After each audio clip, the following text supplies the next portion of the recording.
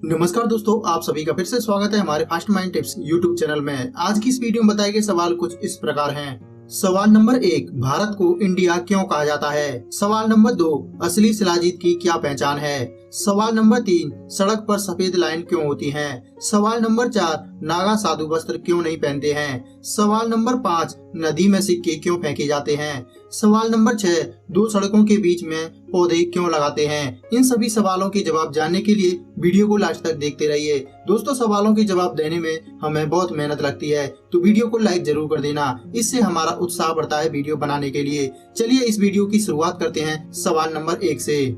सवाल नंबर 1, भारत को इंडिया क्यों कहा जाता है।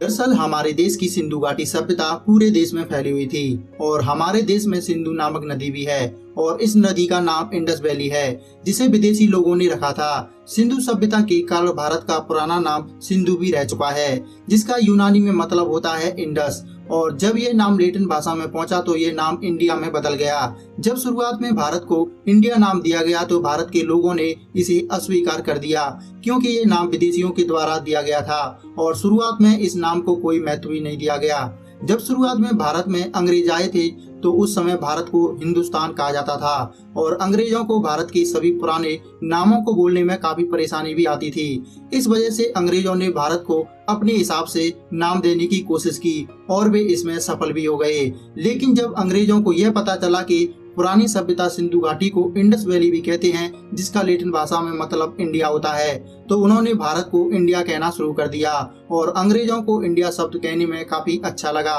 तो उन्होंने भारत का नाम इंडिया रख दिया। इंडिया को पूरी मान्यता भारत की आजादी के बाद मिली। जब भारत आजाद हुआ तो भारत के संविधान ने भी इस नाम को स्वीकार कर लिया था और इसके बाद भारत के लोग भारत को इंडिया और खुद को इंडियन कहने लगे थे, तो इस तरह से भारत का नाम इंडिया पड़ा।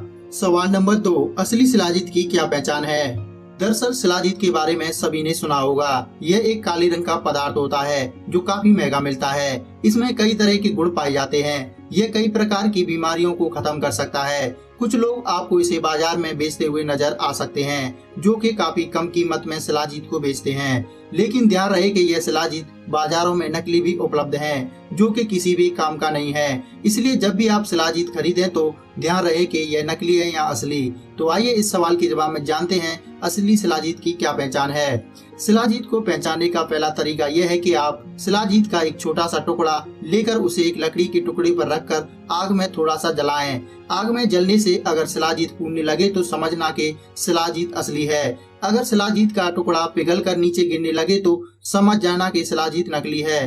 दूसरा तरीका यह है कि आप शिलाजीत के एक छोटे से टुकड़े को आग में डालिए। अगर आग में डालने पर धुआं उठने लगे तो समझ जाना कि आपका शिलाजीत नकली है और अगर धुआं नहीं उठा तो समझ जाना कि शिलाजीत एकदम असली है। तीसरा तरीका यह है कि शिलाजीत का एक छोटा सा टुकड़ा लेकर पानी में डालें। अगर शिलाजीत तार तार होकर पानी में बैठ गया तो समझ जाना कि शिलाजीत असली है। चौथा तरीका काफी आसान है। अगर शिलाजीत को सूंघने पर उसमें से गौमूत्र की गंध आए, वह हल्का सा काला और चिकना दिखाई दे, तो समझ लेना कि शिलाजीत असली है। सवाल नंबर 3, सड़क पर सफेद लाइन क्यों होती हैं। आइए इस सवाल के जवाब में जानते हैं कि आखिर सड़क पर बनी सफेद व पीली लाइनों का मतलब क्या होता है। नंबर 1, लंबी सफेद लाइन। सफेद लाइन सड़क को दो लेन में बांटने के लिए बनाई जाती है। सड़क पर बनी एक लंबी सफेद लाइन का मतलब होता है कि उस सड़क पर लेन बदलना मना है, आपको एक ही लेन में चलना होगा। नंबर 2, टूटी सफेद लाइन। बीच बीच से टूटी सफेद लाइन का मतलब होता है कि उस सड़क पर लेन बदल सकते हैं, लेकिन सावधानी के साथ। अगर सड़क पर लेन बदलना सुरक्षित है तो ही लेन बदलें। नंबर 3, लंबी पीली लाइन। सड़क पर पीली लंबी लाइन का बना होने का मतलब है कि इस सड़क पर किसी और वाहन को ओवरटेक किया जा सकता है, लेकिन उसके अलावा इस पीली लाइन को पार करना मना है। हालांकि इस लाइन का मतलब हर राज्य के हिसाब से अलग है। नंबर 4, टूटी पीली लाइन। इन बीच से टूटी पीली लाइनों से गुजरा जा सकता है, लेकिन सावधानी से। यदि एक लेन में किसी को साइड बदलनी हो तो वो सुरक्षित हो तो इन लाइनों को पार किया जा सकता है। नंबर 5, लंबी पीली लाइन के साथ टूटी पीली लाइन। इसमें दो लाइन होती है, जिसकी एक लाइन लंबी पीली लाइन होती है और दूसरी पीली लाइन टूटी होती है। इसमें यदि कोई लंबी लाइन की तरफ है तो उसे किसी वाहन को ओवरटेक करना मना है और यदि कोई टूटी लाइन की तरफ है तो वो किसी भी वाहन को सावधानी से ओवरटेक कर सकता है। सवाल नंबर 4, नागा साधु वस्त्र क्यों नहीं पहनते हैं? आपने कभी न कभी नागा साधुओं को साक्षात या टीवी पर देखा तो होगा।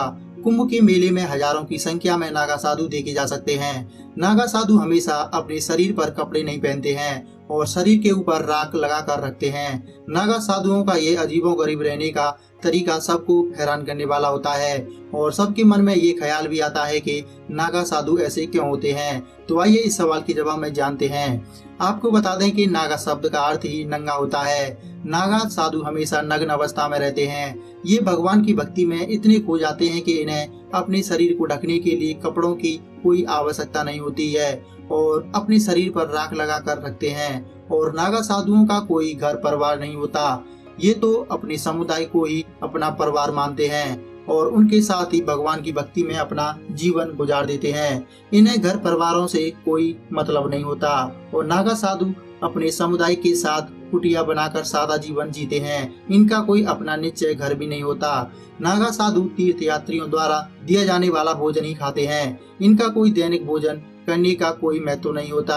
ये सिर्फ अपने भगवान की भक्ति में ही लीन रहते हैं और तीर्थ यात्रियों द्वारा दिया गया भोजन ही ग्रहण करते हैं। सवाल नंबर 5, नदी में सिक्के क्यों फेंके जाते हैं? ये तो आप सभी जानते हैं कि नदी में सिक्के डालने की परंपरा सालों से चली आ रही है।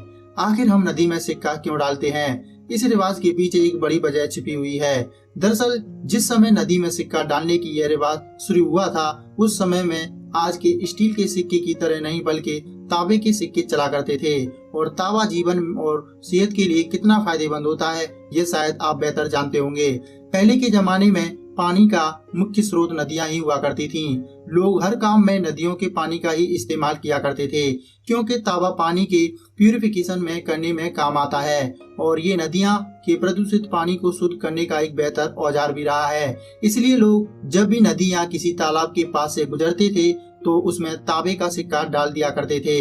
आज तांबे के सिक्के चलने में नहीं है, लेकिन फिर भी तब से चली आ रही इस प्रथा को लोग आज भी मान रहे हैं। सवाल नंबर 6, दो सड़कों के बीच में पौधे क्यों लगाते हैं? जब आप कहीं भी जाते हैं तो आपने ये देखा होगा कि सड़क हमेशा से दो भागों में बटी होती है, जिस पर एक तरफ से लोग आते हैं और दूसरी तरफ से जाते हैं। वहीं इन दोनों सड़कों के विभाजनों के बीच में डिवाइडर होता है और ज्यादातर डिवाइडर में पेड़ पौधे और कई तरह के फूलों के पौधे लगाते हैं। लेकिन क्या कभी आपने सोचा है कि डिवाइडर के ऊपर ये तमाम तरह के पेड़ पौधे क्यों लगाए जाते हैं? नहीं पता तो चलिए इस सवाल के जवाब में जानते हैं। आपको बता दें कि सड़क के बीचों बीच डिवाइडर पर पेड़ लगाने का एक यह बहुत बड़ा कारण होता है। जैसे पेड़ से बेहतर प्रकाश को कोई नहीं रोक सकता। यह देखा गया है कि जब भी रात में सड़कों पर गाड़ियां चलती हैं तो सामने वाली गाड़ी की लाइट दूसरी तरफ से आने वाली गाड़ियों पर पड़ती है और दोनों गाड़ियों के टकराने का भी डर रहता है।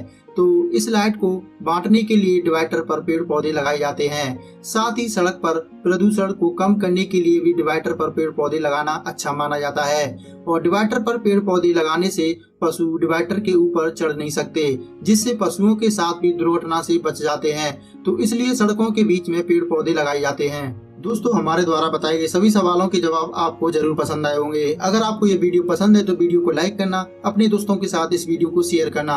अगर आप ऐसे ही और रोचक सवालों के जवाब जानना चाहते हैं तो आप हमारे चैनल को सब्सक्राइब कर सकते हैं और बेल आइकन को दबाना बिल्कुल ना भूलें, जिससे हमारी हर वीडियो सबसे पहले आप तक पहुँच सके। वीडियो देखने के लिए आपका बहुत बहुत धन्यवाद।